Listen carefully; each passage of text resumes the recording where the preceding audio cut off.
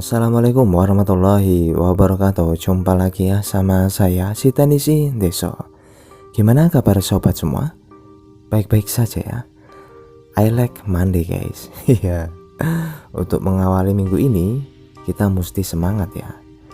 Oke, saya ada pembahasan menarik guys. Jadi HP ini itu milik user dan datang ke counter ya, dengan raut wajah yang penuh emosi, dengan penuh kemarahan, meluapkan ke saya ya. Dan beliau menceritakan HP ini tuh belum lama dibeli COD, baru pemakaian belum ada beberapa hari sudah seperti ini ya. Dia itu muncul logo Oppo, lalu belum nyampe ke menu dia lalu restart ya. Untuk kasus restart sering yang saya temui itu di baterai juga bisa ya. Jadi kita mesti cek dulu. Nah ini saya sambil cas, dia langsung restart. Jadi nggak bisa nampil atau lanjut ke tampilan menu. Berarti indikasinya baterai ini tidak masalah ya. Karena umumnya kalau rusak di baterai itu kan sambil dicas dia bisa nampil ke menu dan tidak mati. Tapi saat dicabut casnya dia biasa auto mati. Kalau ini nggak mati tapi restart. Oke, berarti baterai fix ya, tidak ada masalah baterai. Lalu kita coba lagi. Nah dia lalu restart ya, belum nyampe ke tampilan menu. Aduh, jadi saya auto kasihan ya yang bawa HP ini tuh ya, berharap ganti HP yang lebih bagus kok malah dapatnya yang seperti ini. Jadi ya mudah-mudahan bisa apa ya, bisa diselamatkan ya. Namun yang perlu diketahui ya, memang betul kasus-kasus restart bootloop itu biasanya di bagian software, umumnya di flash bisa sembuh ya. Itu untuk HP tipe-tipe lama. Berbeda untuk HP-HP tipe-tipe yang model baru ya, atau contohnya untuk di Oppo F7 ini, bootloop restart itu juga belum tentu di flash sembuh. Nah itu kan jadi pertanyaannya, lah kenapa? Umum yang sering saya temui bootloop restart itu kasus terjadi di MMC guys.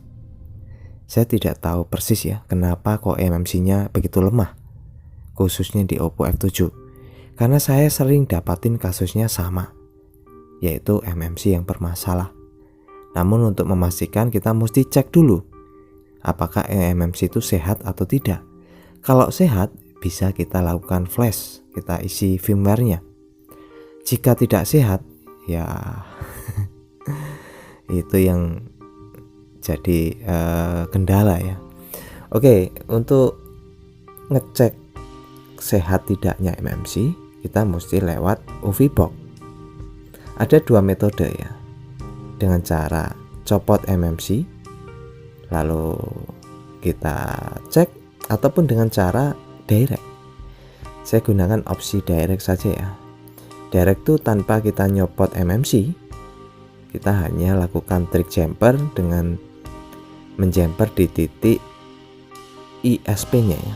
Nah itu ada gambar titik ISP, ada jumperan yang mesti kita jumper tuh di CLK, CMD, data 0, dan ground. Kalau untuk VCC dan VCC bisa kita bantu dengan pengecasan ya, atau dengan kabel data. Oke, tambahin dulu flux ya di kabel atau kawat jumperannya. Lalu kita jumper disesuaikan dengan gambar ya di titik itu. Dan hati-hati untuk di bagian CLK dan CMD, karena itu ada sebuah resistor, jangan sampai copot. Jika copot mati total, resikonya. Nah, itulah mengapa proses-proses untuk jebol sandi, flashing, boot loop di HP-HP tipe terbaru itu mahal. Tidak semurah yang dulu. Kalau Samsung nge-flash 50.000 Samsung J2 Prime contohnya nge-flash 50.000. Nah, itu kan berbeda ya untuk HP-HP generasi sekarang. Khususnya di HP Oppo ini lumayan ribet dan biaya nggak murah ya. Ya berbeda untuk di Xiaomi masih bisa lah, masih bisa ya kita lakukan dengan cara flashing. Kalau untuk di HP yang model-model Oppo seperti ini, kita mesti lakukan direct ya, kalau nggak mau copot MMC. Agak ribet guys untuk lakukan jumper seperti ini, karena titiknya itu kecil-kecil. Yang jadi pertanyaan itu, kenapa ya untuk Oppo F7 MMC-nya kok sudahlah. Jadi sering banget ya kasus seperti ini. Lalu pertanyaannya mungkin ada yang tanya ya, itu penyebabnya apa sih Bang Teso kok kayak gitu tuh? MMC sering begini, sering begitu. Faktor utama itu internal, memori biasa kepenuhan. Lalu faktor kedua, penggunaannya. Jadi user sendiri yang menggunakan itu kurang bijak. Artinya di sini mungkin terlalu banyak file,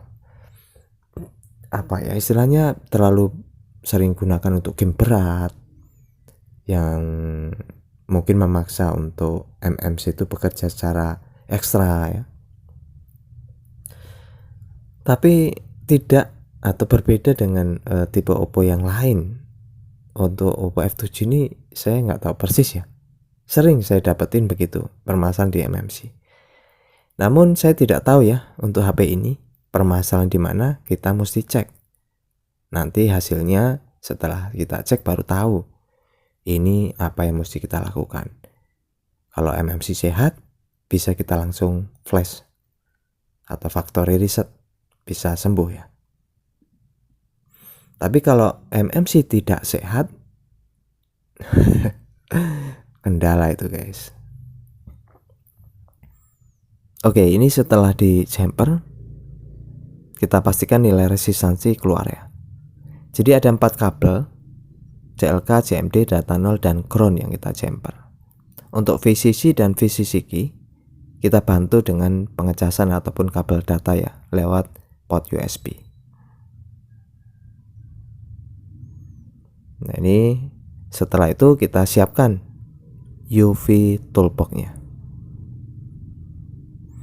Ya, kita buka, kita tancapkan semua ya, sudah ke HP-nya, lalu kita checklist direct eMMC. Lalu kita klik identify eMMC, kita lihat hasilnya. Apakah eMMC sehat atau tidak. Boom. Aduh, bisa dibaca ya hasil MMC-nya urgent 90%. Kalau urgent itu artinya waspada. Urgent itu apa ya? Bahaya. Artinya ini MMC nyawanya tinggal 10% guys. Artinya tingkat kesehatannya tuh hanya 10%. Sisanya 90% sudah korup. Wow. Mudah-mudahan ini pemilik nonton ya. Hasilnya seperti ini guys. Wah, sedulur hasilnya itu wow. Ya, jadi terus apa solusinya jika urgent 90%? Solusi yang paling baik yang ganti MMC. Ganti MMC kalau untuk di RAM 464 itu lumayan ya. Ya variasi, ada yang 5,5, 600, 700, 800, macam-macam, tergantung mereknya, tergantung kualitas MMC-nya. Lalu cara kedua, partisi ulang MMC-nya. Nah, ini saya tidak tahu nih, saya mesti konfirmasi sama pemilik. Apakah dilanjut dengan cara ganti MMC kah atau partisi ulang?